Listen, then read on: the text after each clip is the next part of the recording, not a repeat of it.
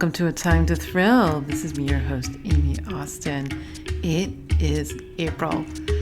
Okay, spring has sprung, I guess. I have the best conversation coming up. It is with USA Today bestselling author Blair Babylon. So Blair, I met Blair several years ago. She's one of these authors that we sort of all get together and chat about mainly the business of writing. But a lot of those meetings ended because of COVID. So I would see her on Zoom.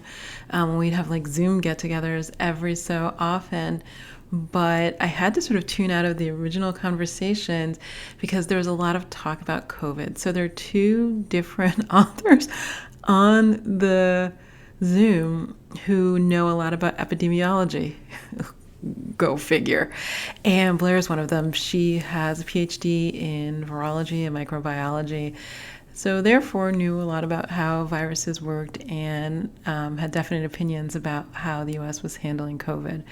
My opinion was that the U.S. wasn't handling COVID well, and I sort of wanted to put my head in a hole in the ground and not think too deeply about it, because otherwise I'd wake up and think, oh my God, we're all going to die. And that led to doom scrolling, not sleeping, all of that. None of it's Blair's fault. I just couldn't talk to people who were smart about COVID because my sense was I wasn't going to have good news. But I actually don't know what she said because I did tune that part of the Zoom calls out.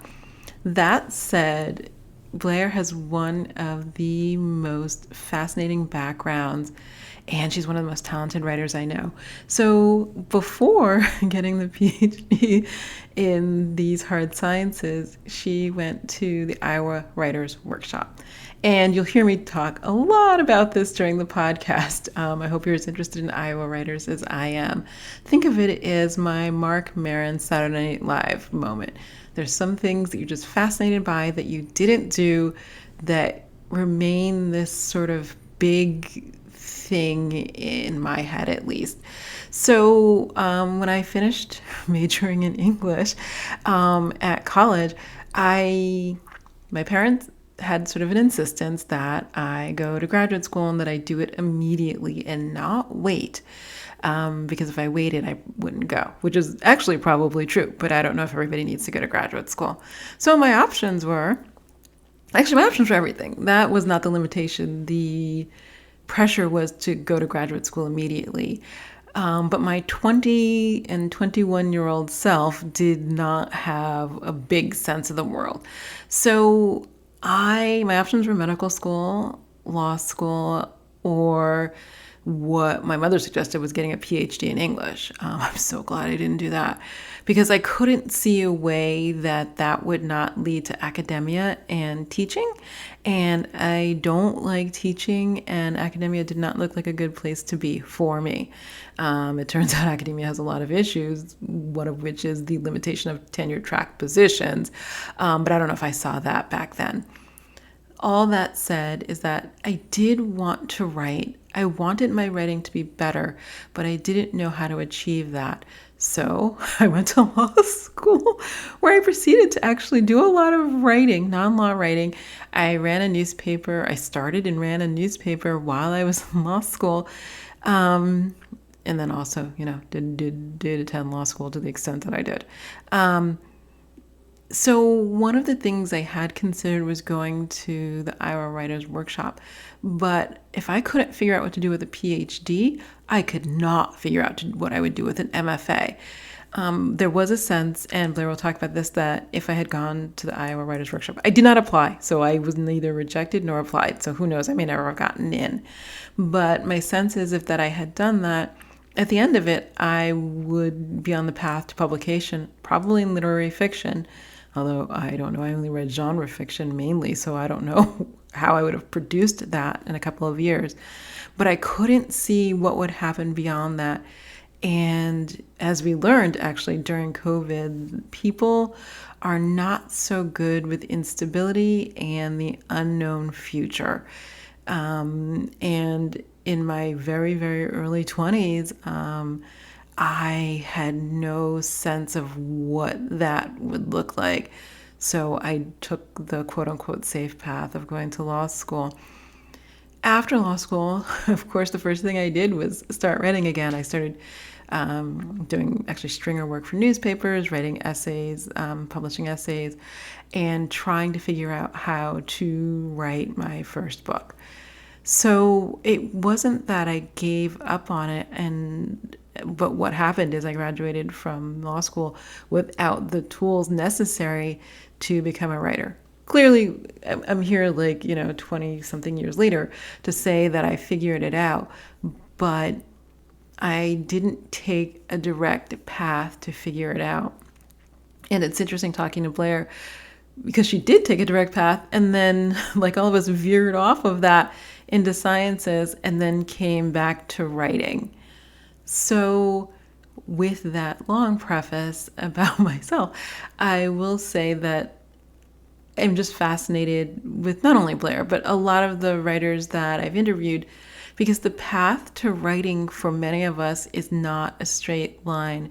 And it is nothing if not fascinating to see the sort of twists, turns, like side trips that all of us take before getting back to writing. So, all that to say, without further ado, I really, really hope you enjoy this conversation with USA Today bestselling author Blair Babylon.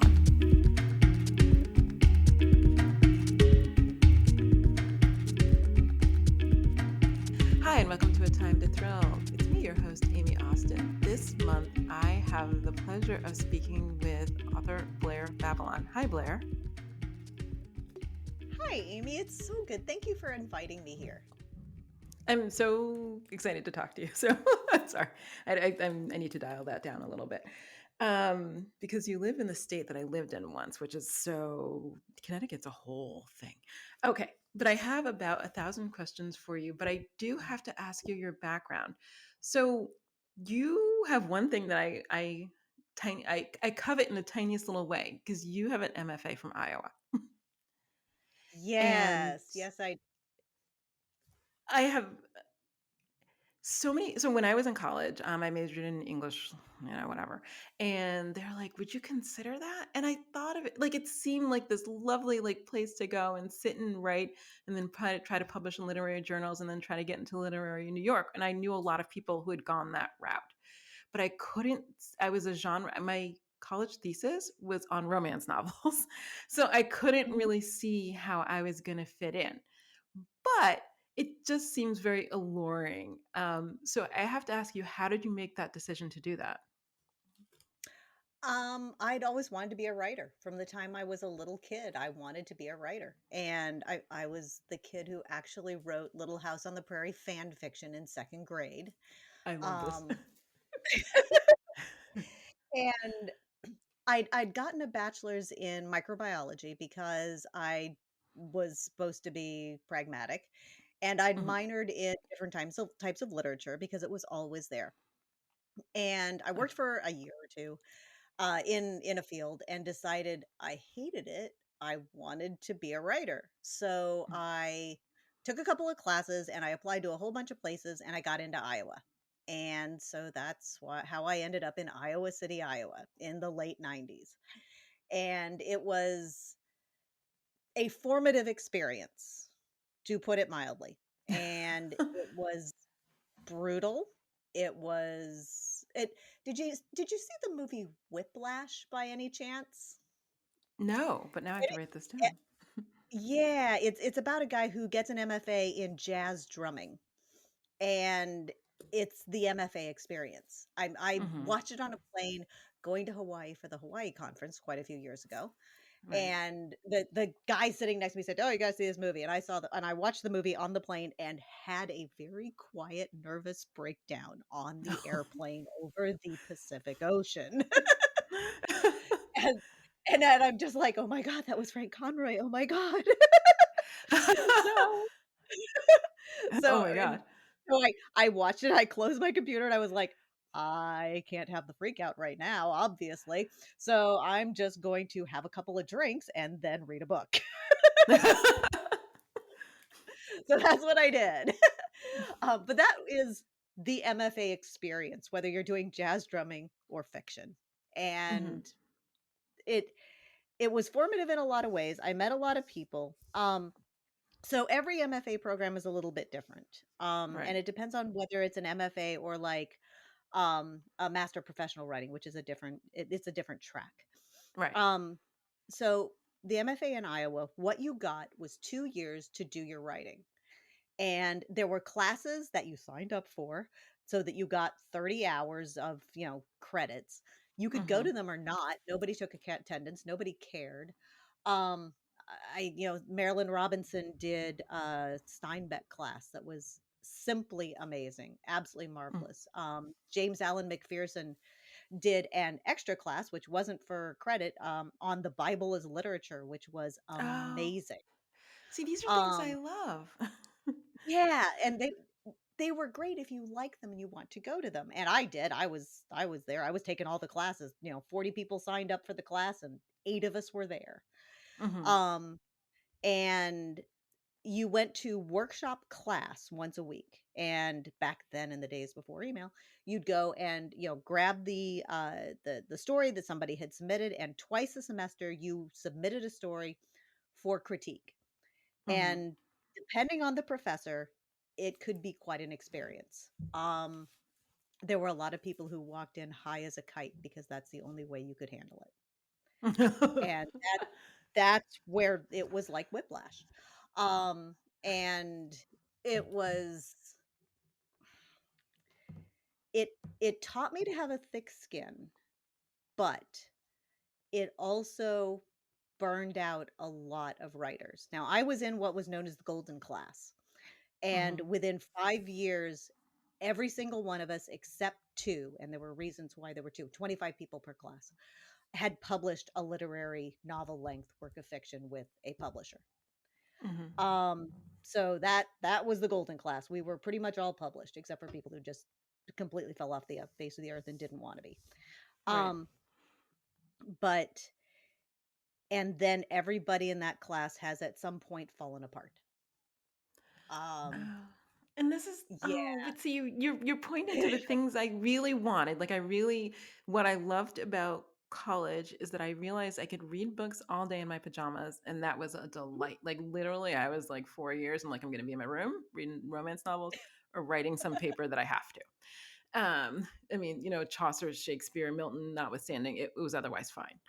But the other part of me envied the whole Iowa literary journal publications, New York literary publications, although for the life of me, I don't know what I would have written about back then.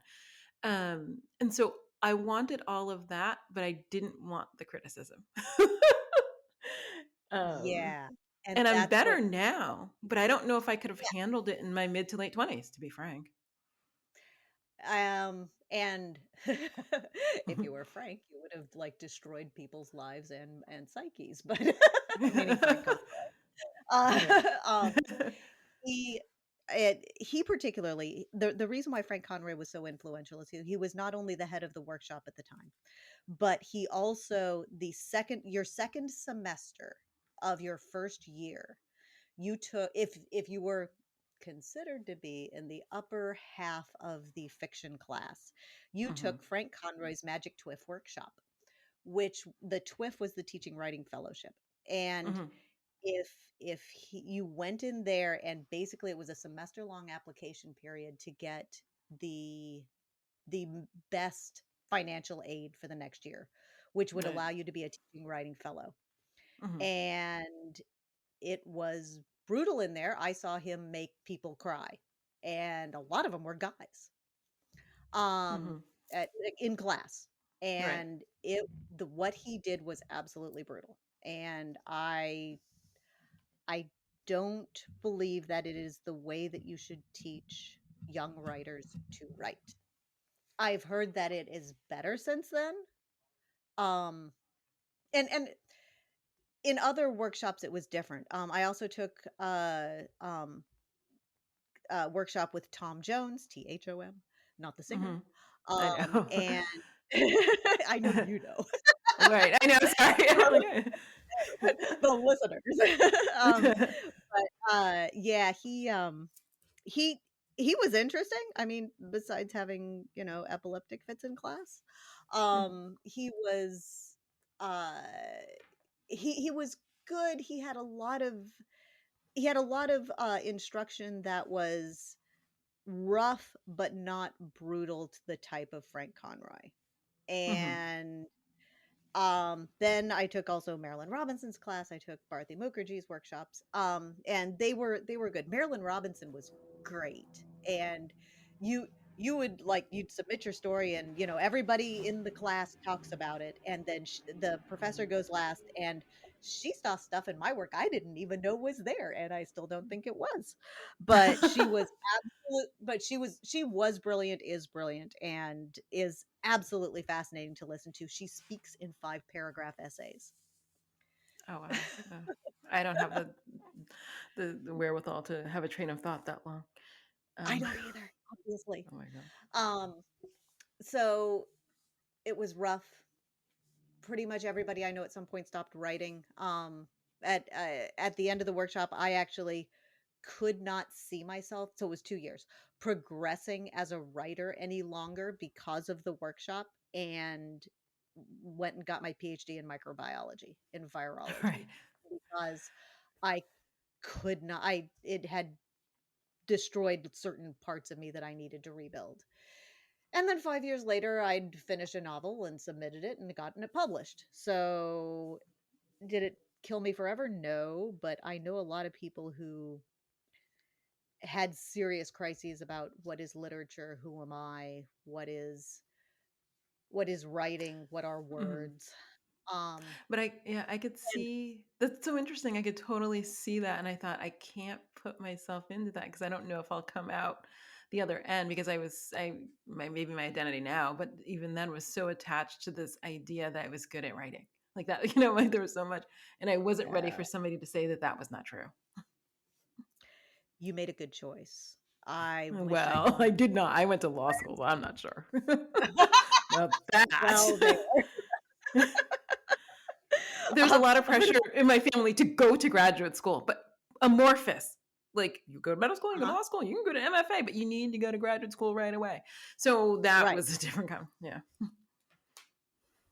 So Well, I made that choice. Um, I deeply believe you did what was right for you, and it was in many, many respects a good choice, even completely objectively.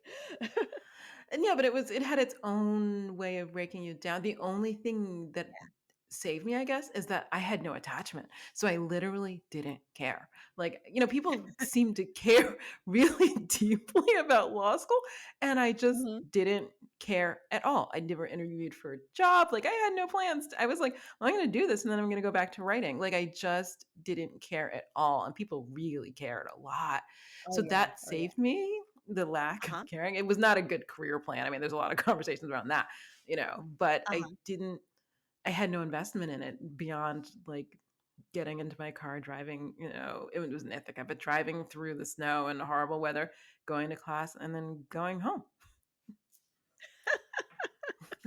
I literally had So no did you investment go in to it. Cornell? Because a friend of Yes. mine went to Cornell Law. Yeah. Oh, so yeah. Oh, So, we'll yeah, have to a talk friend of after because mine. we're the same age. Yeah. Uh, Yeah. but You might have mm, been there about the same time, actually. yeah, and I didn't enjoy it. There's a lot of issues. I should not have gone to school in a rural area. Like if I had to do it over again, I would have gone to either school in Philadelphia or somewhere else. Like there were other schools. Like I got into every school, so I would have gone to somewhere else. But That's so that's acceptable. whatever. Those are like a lot of parent pressures. So, well, let me ask you this because I always wonder about this because I spend a lot of time, probably because I read a lot of books, thinking about if I could live my life over, how would I do it differently? If you had to do it Mhm. again, would you do it? Would you do it again? Mm. Um, Maybe, but if I did, I'd go in with a different mindset. I'd Ah, go in with I would go in with, I take nothing they say to heart, especially Frank. Hmm. And I am here to only make networking connections, Oh, which that's so that's the interesting. thing Yeah, that that's the thing the Iowa workshop gave you was that's true. networking connections. I mean, I went there were every week there were agents who came in back in the days when that mattered, Hmm. and publishers and editors of major journals who spoke, and then you went out to drinks with them afterwards that the department paid for, and that's why you went to Iowa. And When I you, did it. That's how I mhm, got my agent back then, but right. that was not that I didn't realize the importance, and I didn't focus on the right things. Oh, this is so interesting. You know, I met somebody in law school who was that person, and it Mhm. was interesting because she was like, "Well, my focus is on like meeting this person and getting this kind of job or making these kind of connections." And I looked at her Mhm. and I was like, "Oh my god, the thought never crossed my mind." But Yeah. she came in focused on the right things for the success that she wanted. And I was Mhm. like, "This is so interesting." I'm like, "I'm gonna start a newspaper." So, like like, I just was on my own, like, journey of, paying attention to nothing. When you went to Iowa, were you focused on being published? Because that was something I was super interested Yeah. in when I was doing my senior thesis, and I took, like, a couple of these senior seminars, and the goal of the seminars was to, like, well, it was publication, whether it was like literary or creative nonfiction, like in the Studs Terkel fashion, or Mhm. like a magazine piece. I mean, there were a couple of like things that people were focused on out of that senior experience at my school. But were you focused on getting published? Like, what did you want going in? Did you want to be a better writer? Did you want to get published? Like, what, or did you want to write all day? You know, what was the goal? Um, the goal was to become a better writer and to be published. Okay. And so I did go in with the idea of I will become a good enough writer to be published because I still believed in a meritocracy back then, which I do Hmm. not anymore. Yeah, I know. Yeah. Life will take that out of your hands right away. You're like, "Oh, okay. Sure it Okay." will. I read, oh, goodness sakes, Malcolm Gladwell's, not the Tipping Point, not what everybody, The Blink? no, Oh, uh, uh, one of his different books. okay. But, in it, he talks about how your formative years, your natal family or your family growing up forms your view of what you believe will lead to your success. And my parents are both teachers. They are elementary school teachers. So I Wow. really, really believed in a meritocracy. Mhm. It was the only thing I could even think of. And like it took me several years of very deep thought to realize, oh, it's not necessarily a meritocracy. And But and that's I hard in writing because it's so subjective to begin with. Yes. Yes, of course. And it's also what it's subjective for what the editor or the reader wants. So Mhm.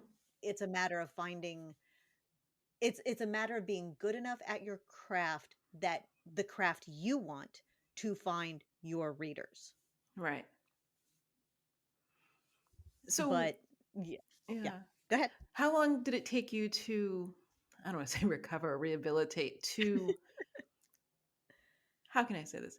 Be strong with the idea that you're a good writer, good enough writer, whatever that would mean for you, and therefore you can move forward?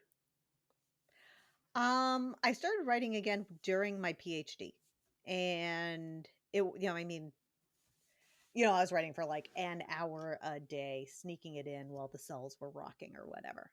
Mhm. And it was back then it was still a compulsion. It was still I wanted to write. I wanted to write so much every day. I wanted writing and literature to be my life.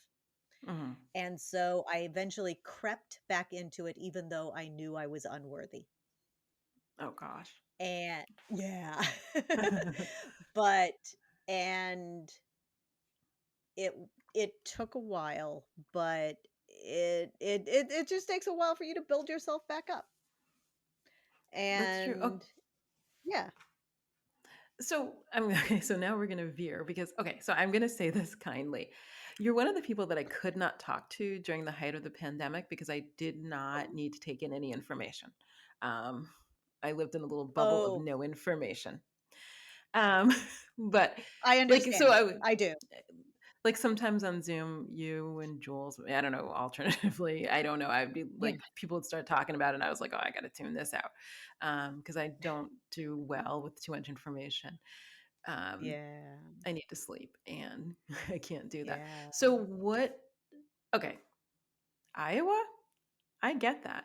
The microbiology and virology, like what made you decide to pivot back? Because that's like I don't want to say it's a 180 or something. That's not fair because it's Mm. not all as different as we'd like it to be.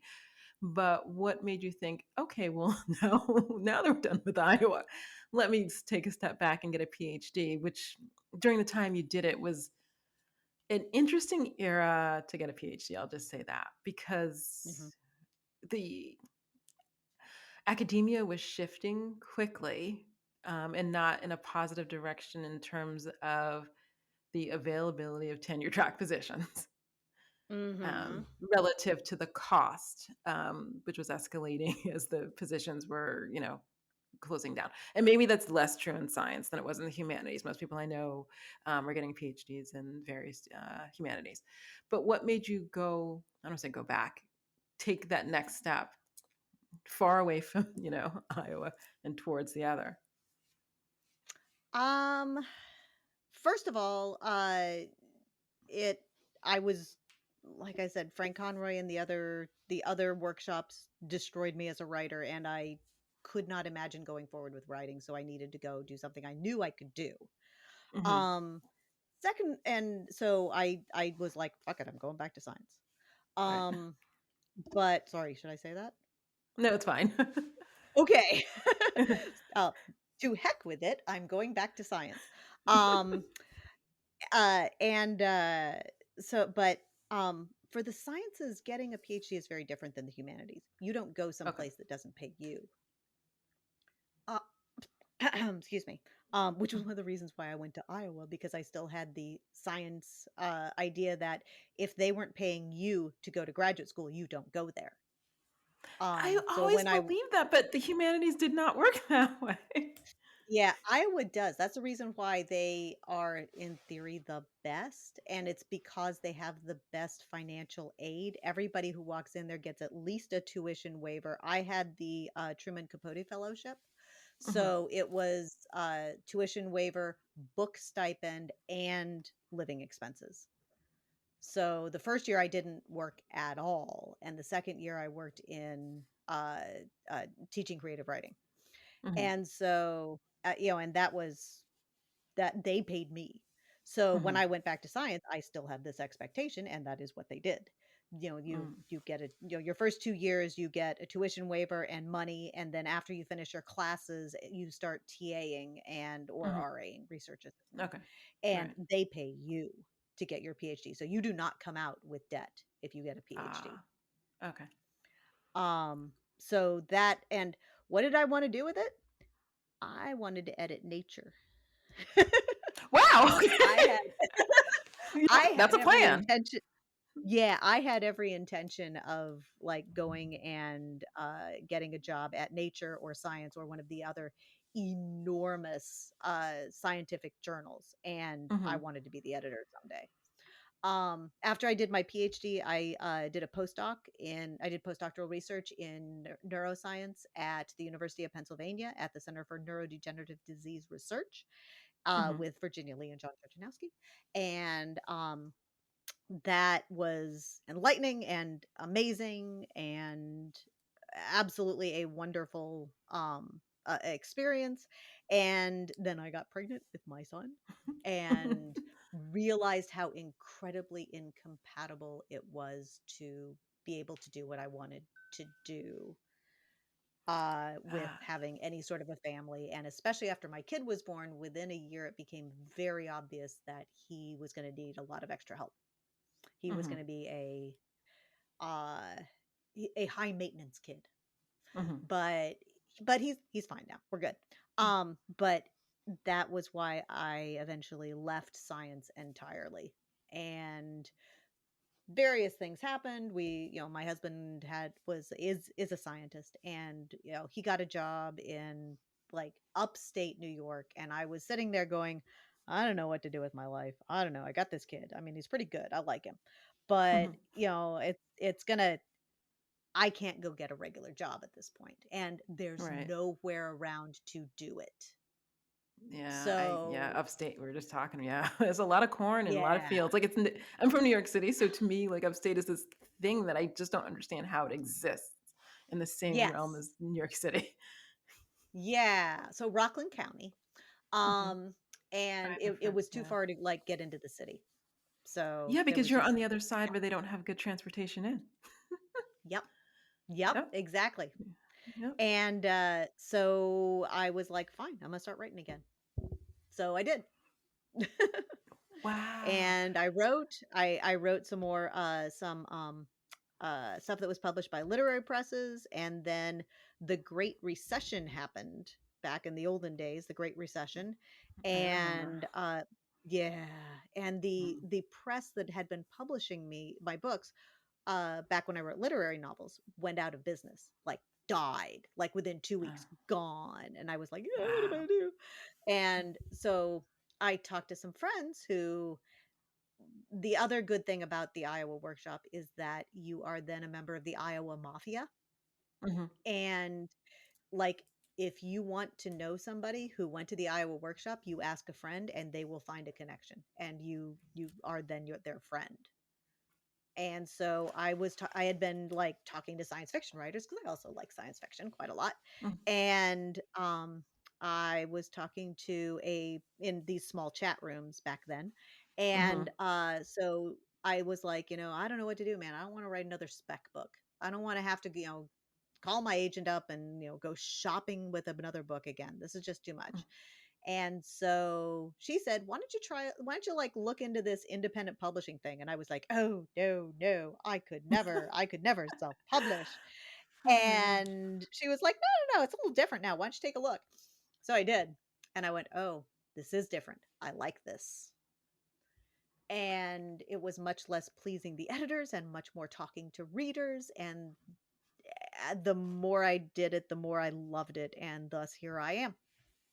10 years later, I published my Wow. very first independently published, it was practically a chapter, 10 years ago last week on March 6th, 10 years ago. Wow, that's so interesting. I wonder. I'm trying to think when I did because I was still traditionally publishing in 2012 and 2013, but I think Mhm. Mhm. very soon thereafter it changed. But I don't know if it was 2013 or 2014. I'd have to really think about it.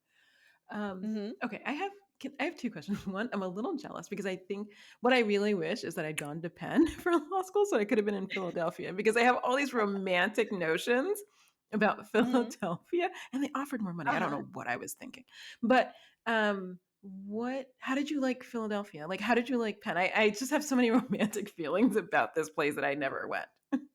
It it was strenuous and it was demanding, and I loved it. And now granted, this is a particular lab within the Right, greater Penn community, but the right. food was great.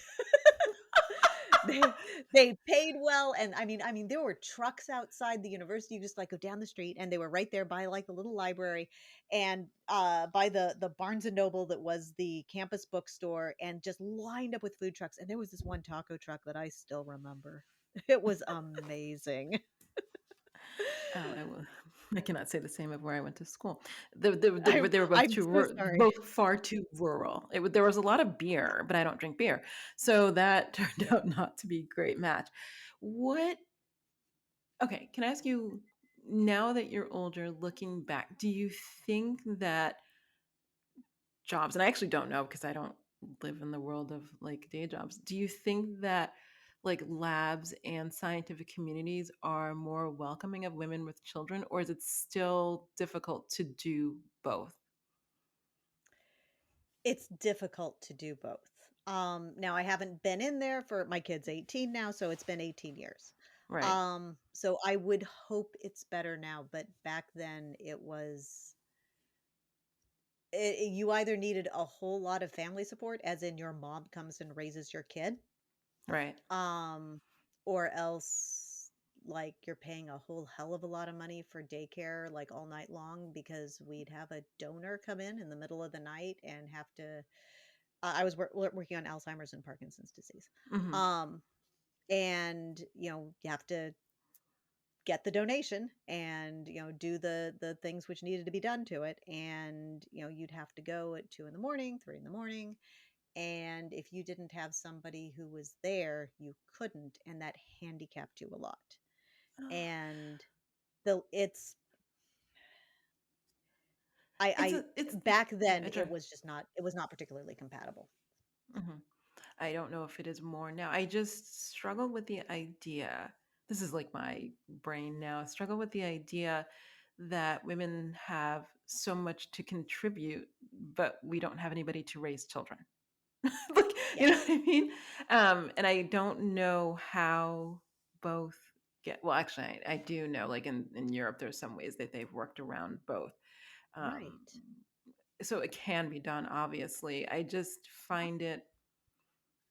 I don't know. I think a lot about the wasted talent in America. I think a lot about like prisons. I mean, there's a lot of people who could contribute so much who don't for various reasons outside of their control. And I completely agree. I think that the way society is set up is society loses a lot because women cannot contribute to the best of their abilities. And, a lot of people in different socioeconomic classes never get a chance to even get started to where they could have contributed amazing things. And the higher echelons are reserved for people who had advantages in the beginning mhm, and people who do it who are able to dedicate their whole lives to it and do nothing else. I mean, if you're yes, a woman, that means giving up having kids, any kids. mhm, And if you're a guy, it means having your wife do everything for you, right, or a spouse. yeah, A spouse do and everything for you. right, and Social I Security have a doesn't really even lot of support that. opinions. Yeah, yeah. No. And I have a lot of opinions about like how divisions of labor are incredibly unequal and are probably going to be the downfall of society if we don't get better. But we probably don't wanna go into that. No, but COVID did expose that there were, I mean, all these women who quit, I want to say had to quit, but I guess somebody's Yeah. got, like, you can't leave little people in the house alone, like, with knives. So, I mean, No, no. somebody has That's to, why. s- somebody has to do that. And Yes. if your society is built on as much as ours is, especially with like Social Security, on Mhm. creating new people who feed the Mhm. pyramid of working, then somebody has to like create and rear those people, and we really don't have a way to do that. And I just okay, it drives me crazy. It's just one of the things that drives me crazy because I look I don't know, there was an article in the New York Times, god, at this point probably 15 years ago, and they were interviewing these women who were, a lot of them were in the Ivy League, and they were talking about how they eventually plan to quit. And the blowback for the article was very critical, saying, well, then why should we spend all this time, money, whatever, educating these women, which is a Yeah, different conversation, if they're indeed totally. not going to be in the workforce from 22 to death or whatever that is. Mhm. And while, okay, I have a lot of issues with that, you should educate everybody. What they do with it is their own business, because Mhm. an educated citizenry is really what you want, or maybe not what people Mm. want. That's a debate. But I hear that, and I went to an all women's college, so a lot of women didn't work, and some actually were not planning to post college, but there was no the article. It's just the blowback was critical, although there were no other things in place to then care for the children that you want people to have. It just doesn't Mhm. it doesn't add up. They're like, "Oh, you should work and you should do this and you should pursue a career or whatever." And I'm like, "Oh, okay." And they're like, "Also, you should have children." And you're like, okay, so how am I gonna marry these two when school gets out at 2:23? You know what I mean? And it's one of the things that I see, like, I'm aging and decades are passing and there's no resolution to the thing that was an issue 30 years ago. Yep. And it sort of I drives you crazy. I agree. I think modern society, and especially American society, is built upon the goodness of women's hearts, and to step back and to have these kids, that there is no way that they can both take care of the kids and have do everything that they could have done with their life, Mhm. as far as also progressing science and literature and knowledge of all kinds, and Right, or doing the work to be a civil rights lawyer, or right. being a doctor too. um and it is built upon the goodness of women's hearts to do this, and then women are punished for it. On the back end, I'm like, Yes, "Okay." You know? yes. Because if nothing else, I mean, those years we are, open quote, not contributing to society, end quote, so we don't get social security credit for it. Right.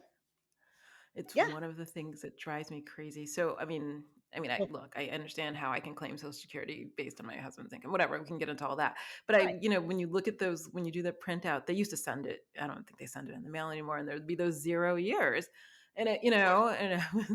and it was not as if the little person running around my house was not getting. It wasn't like I wasn't raising a person, but Yeah. the zero is a really interesting indicator of what the perception of my contribution to society was. Um, Yes. Also, when you're, it just getting an education, because, college stipends don't count, so you also get right. zeros for those years. Yeah, I it's a lot of zeros. We'll just leave it there. But I have a Yeah. lot of thoughts about that. Okay. So, I think we're on the same wavelength. I have all those yeah. thoughts too.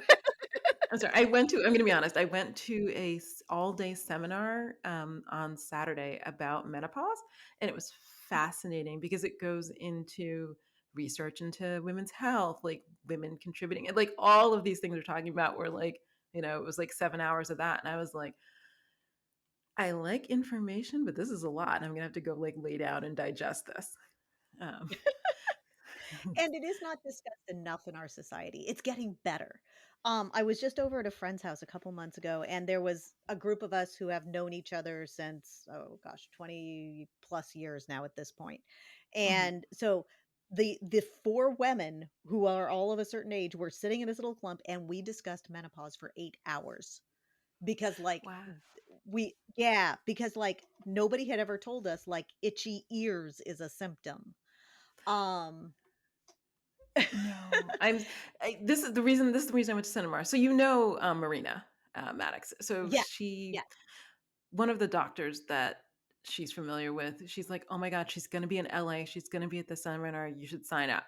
And Mhm. normally I would not spend my Saturday attending all day seminars on that.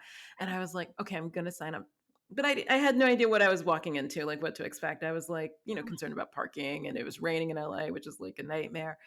And but for 8 hours, I was like, "Oh my God." Like, I don't understand, and I'm not a person who is neglectful of my medical care, but I've Yeah. had all these symptoms and I keep going to Mhm, the doctor and they treat me like I'm crazy. And I actually only have women doctors, like I'm very specific. And they mhm. still treat me like I'm batshit crazy. And I was like, so are none of you getting, and I know the answer is no, none of you are getting education about this. And they were discussing, some of the doctors were like, well, what you need to do is educate them so it'll be better for all the other women who come in behind you. And I might take that on because I have a lot of feelings about that. But I was like, Uh-huh. I cannot believe that I have been like having all these appointments. Like I thought I had like a mouth infection. I'm like, why is my mouth so dry? My teeth are gonna fall out. The world's coming, Mhm, what end? Because I really mhm, care about teeth and dental health as the mhm. precursor of, a human health. And It actually correlates, very strongly with Alzheimer's disease if you have poor gum health. and I was like, so if that so, and people kept telling me, "No, there's nothing wrong with you, but you should better have better tooth care." I'm like, "Well, my mouth is so dry." And they're like, "Well, drink more water." I'm like, I drink like a gallon a day. Like, that's not the thing that's the problem.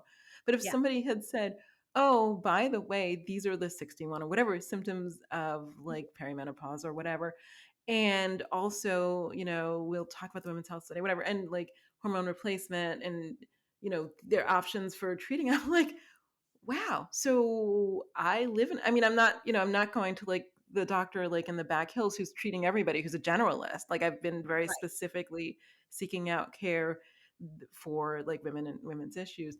And yet, and yet, and it's very disheartening. I mean, I know about studies being geared toward men, and I know a lot of that already, but it's disheartening that it's 2023 and we're still here. Um, you know? Yep. And I'm Yes. just Yes. Yes. and Yes. I look up and I'm like, "Oh, okay. So wait. So it was a great education. There was like a ton of free books. Now I'm going to spend my week reading about like women's health in middle age, and I will be therefore like way more knowledgeable and then probably can advocate for myself better." But that's a lot. Let's, you know what I mean? That's a lot for any individual to do, and I always want society to be better so that individuals don't have to spend all their time doing that or boning up on like, voting issues or, it's a lot to have to get all this information just to live like a day-to-day life. I completely agree. I'm so glad you went and got the information so that you can both help yourself and inform doctors who should be getting this in their continuing medical education. But yeah, you did a great job. I'm so proud of you. It was Marina because I was like, she kept telling me, she's like she was getting little bits of information and then like we talked weekly and she was feeding them to me and I was like, wait, what? And then also what? And then she was like, go to this. And so like we were talking afterwards and I was like, thank you so much. This is the best thing I've done for myself. I've met a community of people. There's a community of people apparently in Los Angeles who are more focused on women's health because the only women's health focus I'd ever had was concerning like childbirth and some of that other earlier stuff that was very important to me Right. in reproductive health. Right. And it's not saying it's not important, but I don't need to take advantage of either of those things right now. And so Right. it was like, but I had tuned in. I was like, I'm going to have a home birth and I'm going to do all these things. And I had really like laser focused and tuned in. But then I had a kid and I tuned out and apparently to my peril. And so now I'm like, oh, apparently I need to tune back in again and start over. But I don't like the idea that it requires so much to maintain the health of this one human animal. I agree. It seems like sometimes other people aren't doing their jobs, and it's why do we have to be experts in menopause and, as you said, voting rights and, and reproductive care and everything else just in order to not die in this society. Yes, that's how I felt. And I was like, this is a lot, but also I don't want to die. Like I have a very like Yeah, vested interest in like keeping this one alive. But it just, right. I was like, this is a lot to keep this one alive. And if I was like working full time at the post office or something, I'm not sure how I would be able to do that. And the statistics bear out that that doesn't always work out well. And I'm just like, oh my God, I'm just like, this is not, it was a lot. So anyway, I'll be reading books on Mhm. menopause this week. That's how my week is going to go. So let me go back and ask you this. What? So you said you had always wanted to write, which is interesting. I always wanted to write, but I didn't have. I loved reading as a kid, and I started writing. I was writing. So the Laura Ingalls Wilder. Can I tell you, like in my head? So I used to write, not about that, but in my head when I was a child doing the dishes, in between our interim dishwasher issues, I Mhm. would. Whenever I would sort of write in my head or tell stories, I was telling them to Laura Ingalls Wilder. Like I have no idea why she was like Aw. the listener or the receptacle for all my writing thoughts. But that's for years. Like I was like, well, if I were telling this story to Laura Ingalls Wilder, this is what I would say. And that's so that was like she was the receptacle of like all my story ideas. I don't know why I latched onto that. I mean, I read a lot of different books as a kid, but what was it that did you read a lot as a kid? Of what was it that made you want to be a writer? Because a lot of us are readers, but not everybody wants to write, and it's hard. It is hard. So first of all, I just love that you talked to Laura Ingalls Wilder. I mean, so literature is communication, and there is like the author on one end and the reader on the other, and then the book is the arc between them. And I love that you were talking back to her, and I don't know. I think that that's part of why I've always wanted to write is because I also want to speak. I don't just want to listen. I also want to speak. Mhm. Um, but I think why did I always also want to write is just a function of my personality. Um, I don't want to read a little bit of science. I want to get a PhD and then a postdoc at an Ivy. I don't want to, yeah, I don't want to just read books. I want to write over 40 of them. Um, and I want to be on the USA Today bestseller list. And that's just a function of my weirdo personality. But what was it? Okay, let me say this then. I think that then, okay, I will speak about myself and then but it's true, some of the people I interviewed, I did not, I thought my writing was okay. And I thought what I should do was the creative nonfiction. Like that's really what I thought would best serve my talents as they were. But what made you think, and I don't mean this how it's going to come out, that you were good enough to write? Because a lot of the barrier, I know, I'm not saying you're not, but I'm saying that a lot of the barrier that a lot of the women I talk to experience is that while they're reading, they don't think that they're good enough to create that experience for someone else. Well, in the beginning, I knew I wasn't. I knew that what I was doing was practicing. And I did a lot of dance as a kid, and I didn't just dance, I did ballet. Mhm. And but I understood the importance of the bar and doing the class every day. And, you learn the small movements and redo what everyone else has done for years, the tendus, the rond de jambes, and Mhm. you do these every day to practice to strengthen yourself so that eventually you can dance. Right. So, I saw those early years when I was in 2nd grade, and also I mean, all the way up through my MFA, as bar work and strengthening myself so that I could someday dance. That is the And most I it amazing perspective. so that's why I thought that's why I wrote while I was knowing that I wasn't ready to publish yet. Wow. Okay, so when did you know that you were ready to publish? Was it getting published in terms of the whole gatekeeper system? Is that I started flinging it out before I should have, which I think everybody does, Oh, who doesn't? I and looked at a query letter the other day and I cringed. I was looking for something on the computer and I was like, "Oh my god, I can't believe I sent this out. God save us all." yeah, but everybody does that. So everybody gets rejections at first, and it's because you weren't ready yet, but you don't know if you're ready until somebody back then in the gatekeeping system, until Mhm. somebody tells you you are. Right. Yeah, you're gonna fling stuff out there that isn't ready yet. Go ahead and fling. Oh my god. So the first book you published, was it the first book you completed? I wrote an entire novel when I was doing my MFA, and that did not get published. And I knew that one shouldn't be published. Um, and then I wrote outlines, bits and pieces, and then I wrote the one that was published. Okay. And so, okay, so you got published, and was that for you the indicator that you should keep moving forward? I mean, the other I issues was of being a writer notwithstanding. I again, because I came up through the literary scene, I was also publishing short stories in Right. literary magazine. Yes, So yes. there was that intermittent reinforcement. Mhm. Do you So think, and I I yeah. Mhm. This is the one thing I always wondered about the literary path, and that I have a lot of thoughts and feelings about. Do you I will say this. I believe that the art of crafting a short story is very different from the art of crafting a novel. And Yeah. but there was always a sort of path to publication where you're going to write these short stories and then next comes a novel. Actually, I'm reading right now, I don't know, I'm reading a book called The Writing Retreat, which is like a very popular book right at this moment, by an Mm, author named Julia Bartz. And it's like the buzzy book of the moment. It was book of the month. It's like there was an article on the front page of the New York Times about her 2 or 3 days ago.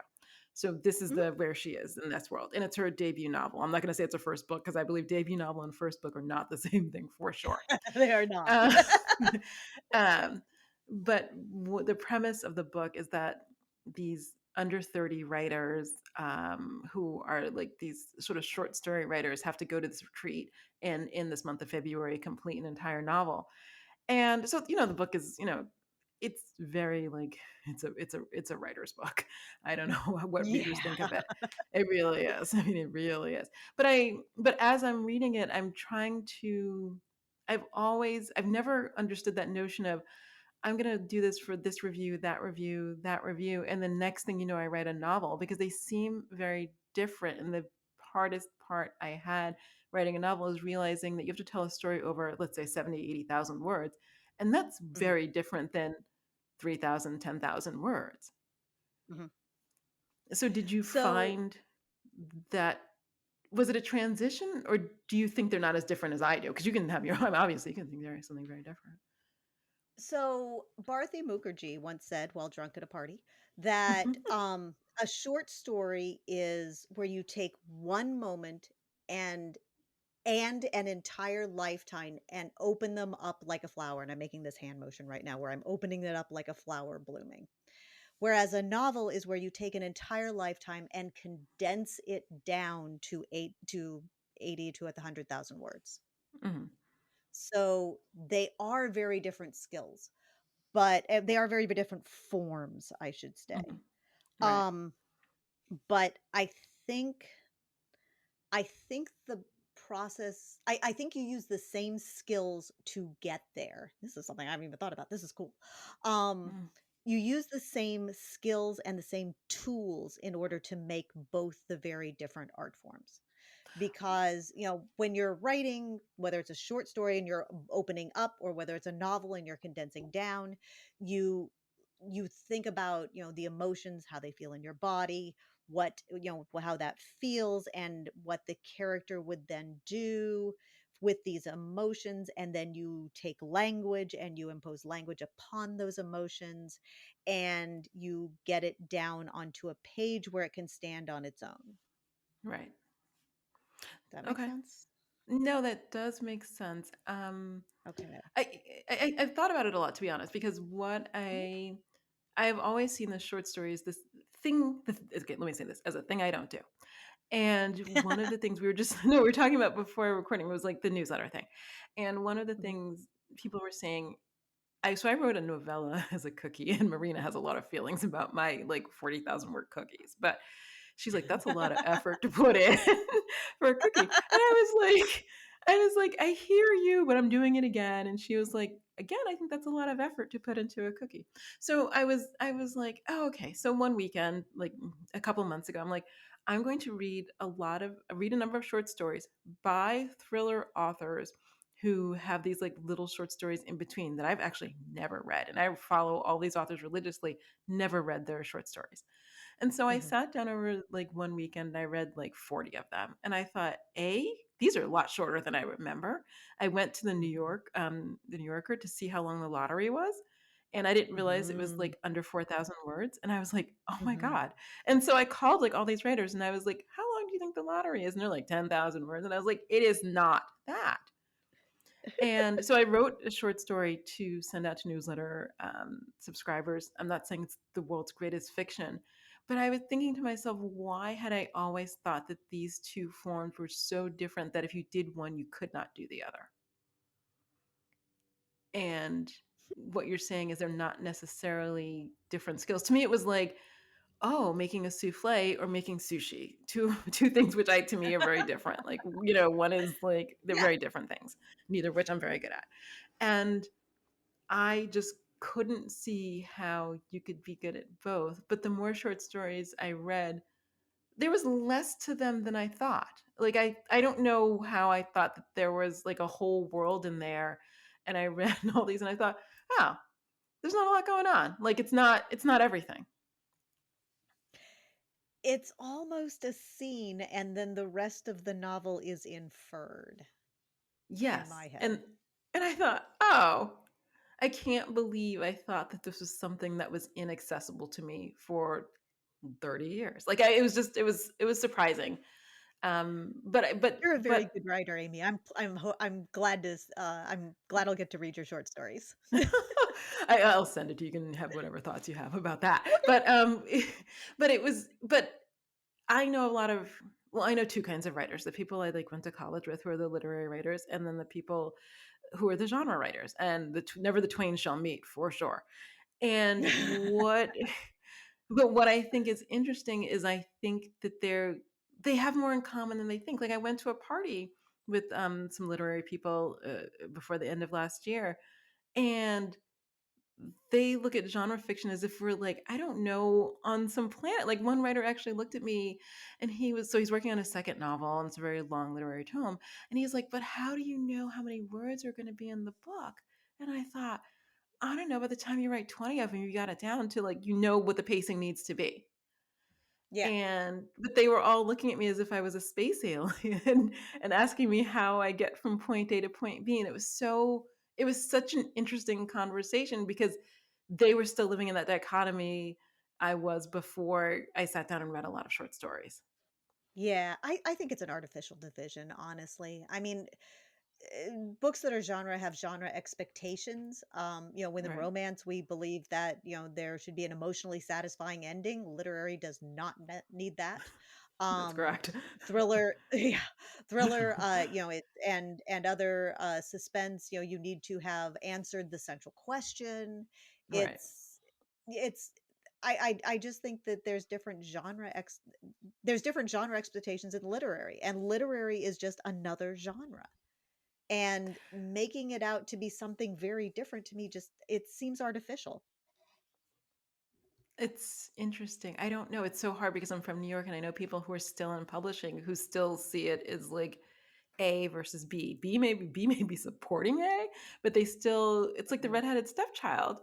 And Yes. it's so interesting to me that with time that hasn't changed substantially.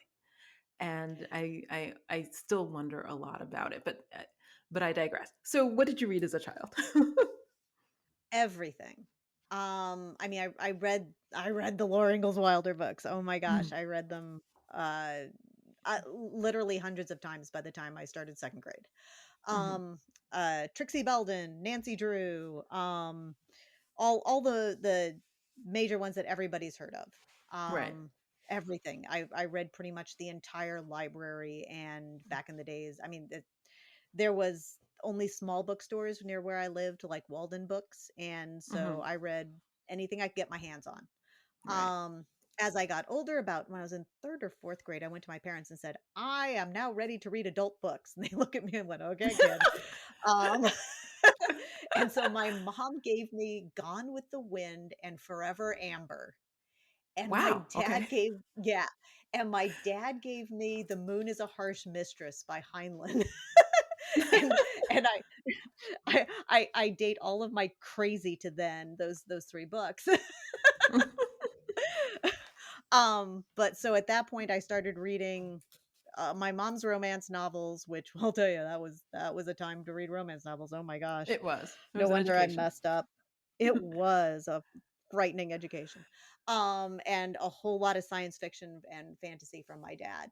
And I loved the relationships and the way that people, healed themselves and became a couple in the romance novels, and I loved the ongoing worlds of the fantasy and science fiction. Where, like, you Ah. could read a series in science fiction, like, the Amber novels. And I swear the male character that I ever wrote, Wolf, who is the main character that in the series that starts with A Billionaire in Disguise, Wolf Mhm. von Hanover, he is a combination of Prince Corwin of Amber and Elric of Melniboné. Oh, that's so interesting. I was just thinking about this because one of the things somebody had asked me, were there a lot of romance series when I was reading them when I was younger, and I was like, no, because the way publishing worked for romance, it could not support a series, especially with writers, Yes. for many, many reasons. And Yes. I did not read science fiction and fantasy as a child. I actually don't like it. Nothing, I just don't. No, I've no, read. it's a matter of taste, and as my I, philosophy professor told me, about matters of taste, there can be no discussion because it's just yes, chocolate, strawberry, I mean, who's gonna, it's just you can't yeah, argue it's about just one that. of the things I never got into. But what I did envy from friends who did read that was the anticipation of the next series book. And I did not have that. I was like, well, I'm anticipating this author's next book, but it's going to be a complete standalone romance. You know what I mean? It was not, Yeah. or anybody's next book, especially when I read a lot of women's fiction as a child as well. And, Mhm. it was just going to be the next, sister drama. Like it wasn't going to be like an ongoing continuation. And I did not have that. And I find it interesting because I write series now because I'm smarter, but I did write quite a number of I did write quite a number of standalones, and I was looking for something. And one of the things that people would email me, and they still do if they read those books, is, Mhm. well, what happens next? And I thought, this is a standalone novel. Like, I don't know what happens next. I haven't thought about her. I told this like slice of life of her life, and where I'm kind of over it. But that's an interesting question that I get, because I think readers, especially younger readers, have a different expectation. And TV, may also play to that, because TV used to be way more Right. standalone as a child. And now it is Yes. the episodic nature is way more, Yes. well, we used to call it soap opera-ish, but, with continuing threads throughout. Oh, And yeah. it's Oh, changed yeah. so dramatically, from Love Boat or Fantasy Island or something, where like these three people get on the ship and they get off. Um, Right, right, and every episode was a self-contained world where they learned a lesson and then magically forgot it before the end of for the beginning of the next episode because right. everything was exactly reset to the original premise. Exactly. And going from, so that's how I read, and that was like the kinds of stories I consumed. And going from that to now, like Grey's Anatomy or something with these ongoing, very long stories. And I'm just like, Yeah. this is so interesting. So I think readers' expectations have been shaped by that. But it took me a long time to shift toward telling a longer story where the protagonist does indeed learn something at the end of the books. I'm really working on that. And then So, yeah. So what? um Well, yeah. Go ahead. I also had to learn that lesson because I wrote my first book romance sorry, A Billionaire in Disguise, and, it was it was very long, and then, like, I thought I'd finished the book because in Hmm. literary circles, the conflict had ended. They Right. were, they were engaged to be married, they were gonna be married the next day, and if you look closely, she's knocked up. Right. So, I thought the book is over, and I got so much reader mail of like, "But then what happened? Did they get married? I didn't see them get married. Are you sure they got married?" And I was like, "But you she's wearing the ring, and it's the next day, you can tell." And no, they wanted to know. I wrote epilogue after epilogue for those 2. So, yeah, there's an entire book of epilogues for those 2, and Oh, but I that's so really interesting. enjoyed it. So after I wrote that book with, like, you have to write the epilogue, they have to see him getting married because that's part of the emotionally satisfying resolution. You have after there's all this conflict, you have to bring them down and make them feel safe again. As like, Yes. "Yeah, I guess so that's right." Yeah, I So learned I'm more that. careful to do that now, but yeah, whole novel length book of short stories and epilogues about that couple. So, I will that's say something this. writers just have to learn. Yeah, I did. For books that are self-published, I did go back and add a chapter to one or two books because I was just tired of the questions. And I was Aw. like, wait, really? Wait, what? And I did do that. And then, interestingly, no more questions. And I thought, huh, okay. I Ah. see you want more. I don't know, I'm thinking about Save the Cat, but there's a lot of books that talk about writing that make the ending very short. And there's shortened Mm. movies as well. And I see now that readers want more. And actually, as a reader, I'm going to be honest, I'm satisfied with wherever it ends. Like, I'm content. I'm like, that's the story you're telling. I'm happy to walk away. I've never walked away from a story going, I want more. Because I always felt that this is the package that you gave me, and then I have to accept the package that you gave me. And it's so interesting to have readers go, well, I don't accept that package. Yeah. And it's been interesting. So did you find let me say this, to transition from short story to literary to romance to be, how did you find the transition? I think is a question I'll ask. I'd read romance all my life because that's what my mom read.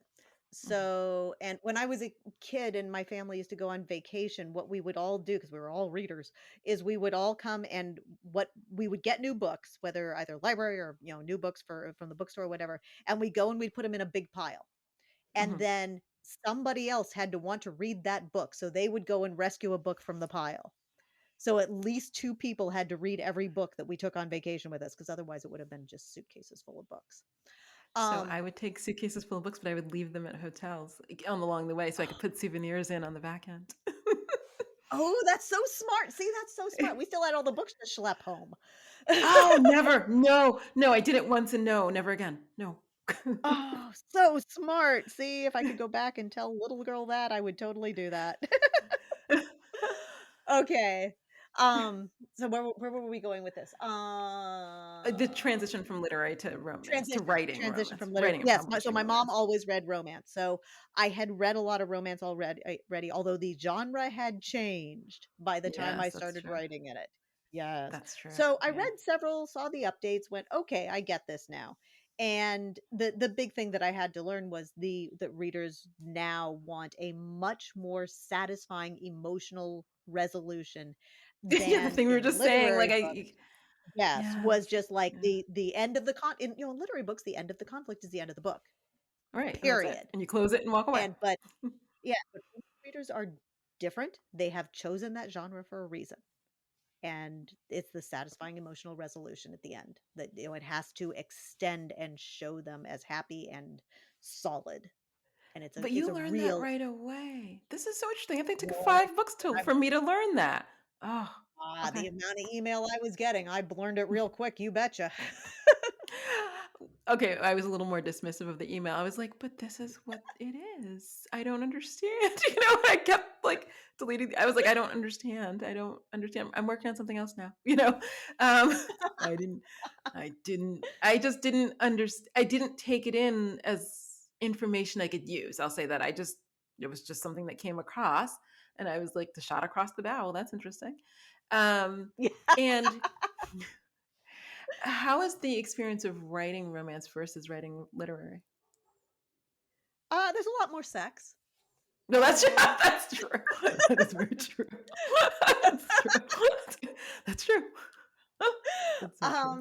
And again, training myself for the emotional resolution instead of just the end of the conflict. Mhm. Um, Other than that, what is different about it? Not a lot, because romance is also character-driven fiction, and literary is generally character-driven fiction rather than plot-driven.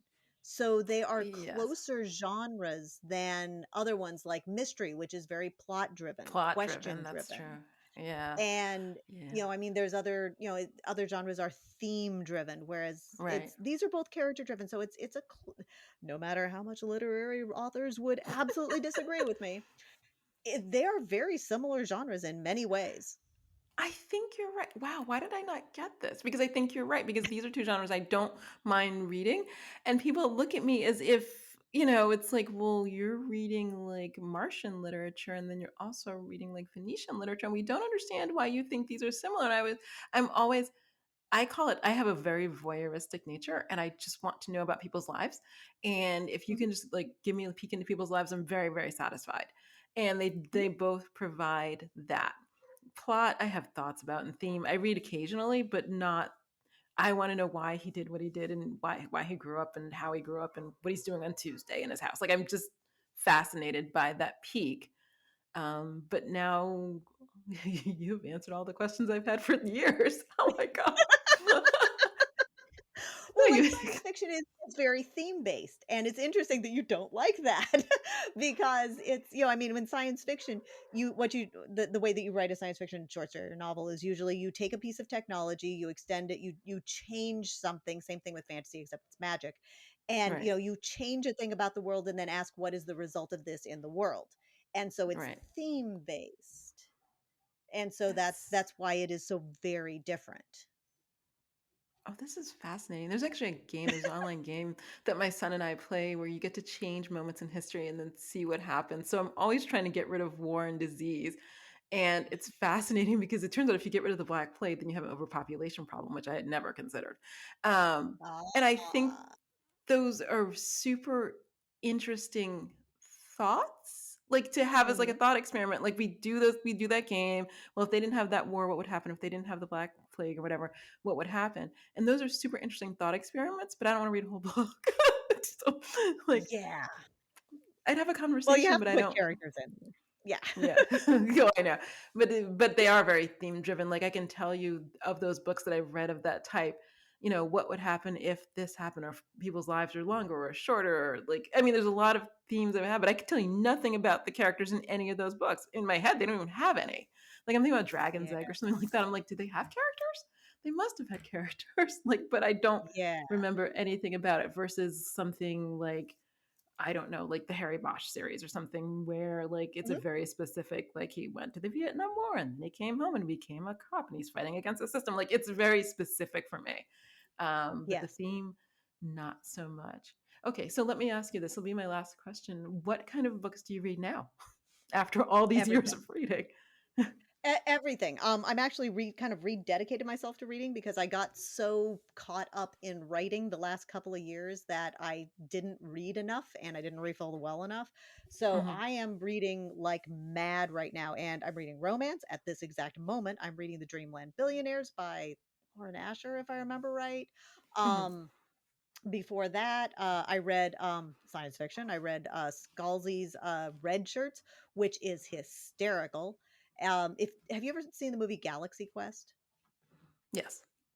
Okay, it's like that. So Red Shirts, it's Okay. fantastic. And I reread Old Man's War. It's been, I don't know, a long time since I read it, and I reread it. It was very good. Um, and I've also been reading some nonfiction. I read Spare by Prince Harry, which broke Oh, my you heart even more for that poor did. guy and those I and poor have Megan. so Oh my many thoughts gosh. about that because both he and his wife have Oh, lived, I don't want to say an extraordinary life, but a life that is so different from other people that it was only going to clash. Not their life, you know what I mean? It was just going to be different. I could not see a different result from that.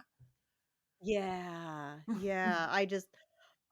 So much team Megan and Harry, just saying. mhm, mm. Um, but yeah, that just absolutely broke my heart, this poor guy. And then, I read a couple of my own books recently because I just felt like I needed to kinda get in touch with what I've been doing over the years, and so I Mhm, read, the Zan Valentine series, which starts with Every Breath You Take, and mm. it was good. I knocked that one out of the park. I was pretty proud of myself. I That one was not just flung out there. That one was good. And then I read Beverly Jenkins, the most recent one. The name escapes me, but it's the most recent one, and it was phenomenal. I love There's so much suspense in her books, and I love them. They're so good. Just anything by Beverly Jenkins, you're not going to go wrong. Mhm. Um, and then I should have known this. What I should have known you'd ask this question. What else have I been reading lately? Um, I read I don't have my Kindle in here, so I can't just look. Oh, I read CD Rice's Mafia Bride series, and then I also read what was the other CD Rice one that I just finished reading? Oh, it's the one that starts with it's in different box sets. So it either starts with Beg or One Night with Him. And Oh. CD Rice is just an amazing writer, and I love her work, and those were both stellar. Oh, Absolutely this is so stellar. I had lunch with her before the pandemic. I haven't seen her since. I have to think about it. We went to some vegan place actually down the street from here. Anyway, sorry, I was just thinking about Uh-huh. that. Uh, okay. I Now love now her I work. yeah. Oh, you okay. Oh, this is so interesting because I do read everything, but I've actually been reading a lot about oh my God. I'm always how can I say this? I'm saddened by the history I don't know. And I've been reading a lot about immigration and like the Mm, development of the US Census. And there's so much I didn't even know. Anyway, mhm, it's fascinating. I'm just mhm, like, wow, things I don't know. And okay, I'm gonna ask you this, and I should not ask you this my last question, but it's something I've been really thinking about. Romance has a lot of focus on billionaires, but mhm. in my day-to-day life, we spend a lot of time talking about whether billionaires can be ethical. I think mainly because Elon Musk is running around Twitter like a lunatic. And so what do you think of the ethics of like billionaires in society versus billionaires in romance novels? Well, they might as well be able to turn into dragons too. Um, they Okay, so I we obviously have very similar politics. Yeah. Um, in society, I feel like there is first of all, over the last 10 years, more and more wealth has been concentrated in the hands of too few I people. know, it's shocking. Well, I'm Yes, shocked. I don't know why I'm shocked. literature is still striving to catch up with this. So, Mhm. it's actually part of some of the things that I'm struggling with. It's like, should I continue to write this? But Mhm. I think one of the reasons why billionaires are so popular to read is, first of all, they don't act like the billionaires that are out there, but I also because women are so overscheduled and over responsible for everything that the idea of the billionaires, you don't have to do the housework, you don't have to ask your husband to empty the dishwasher because there's a servant to do it, so you don't even have yes. that conflict and someone else will do the dishwasher. Right. And so I think that that's part of it. It's Cinderella, it's the it's going to be okay sort of resolution. And it's, the high status male right now is the billionaire, wants the, middle class or lower working class or underclass, woman who is just striving to do her best, which is all of us. Mhm. And so part of it's the, called out of the crowd by the rock star, same thing. Right. And so that's all part of the fantasy, the illusion, the the desperate want to be okay in our lives and be safe. Because if you have someone with that much money protecting you, you're going to be safe. And there is so much in our society right now that does not feel safe. This is so interesting. Okay, it's just a thing I've been thinking about, but I haven't had time to really have a deep dive because somebody posed the question, and then I was like, "Huh, you ask an interesting question." But then, so you're tapping in. This is like a sort of Theodora universal fantasy kind of conversation Yeah, because what I think you're tapping into is she's so there are sweet. many. How can I say this? Eras, phases of my life where I had to sit down and look around and go, "Oh my God, nobody's coming to save me." Like, you know what I mean? Like, you're just like, "Oh, I have to save myself." And Mm-hmm. I know that, like, intellectually, I know that. I don't even know if I have a fantasy about somebody coming to save me because I'm not sure what that would look like. But it does, it taps into that fantasy that somebody's going to save you from drudgery of housework, student loans. I mean, there's any number of things like, Mm-hmm. who knows what you want to be saved from, people, different things. But it does solve those problems. Interestingly, there's a study that Mm-hmm. came out that in the last few days that talked about money and happiness because there had been that earlier study that said past 70,000 US dollars at the time that study was done, there's no more incremental happiness. But there's a new study out that suggests that that's not true and that more money can equal more happiness because it eliminates more friction in your life. And so I That guess a makes a lot billionaire, of sense. yeah, can eliminate friction. That is okay. Well, thank you for answering my question. I feel like you solved all my little thought experiments. Now I'm going to get in the car and have nothing to think about. Oh, there's always more to think about. So Blair, I thank you so, so much for doing this and let me probe into my fantasies about Iowa coming to save me. Thank It you so was, much for having me, Amy. This was amazing. You do such a wonderful podcast, and I love listening to it every week. thank you so much. So we'll talk soon. Okay.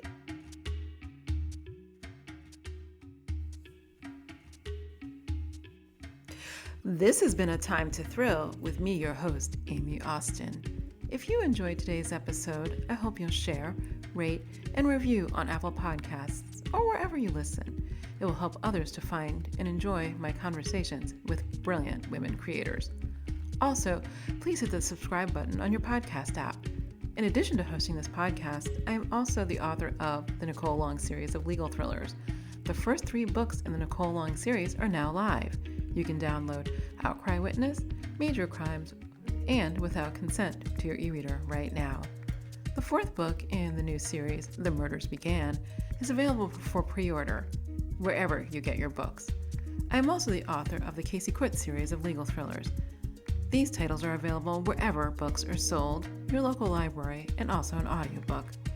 You can also find this podcast on Facebook at A Time to Thrill. Thanks for listening, and I'll be back with you soon with more great conversation.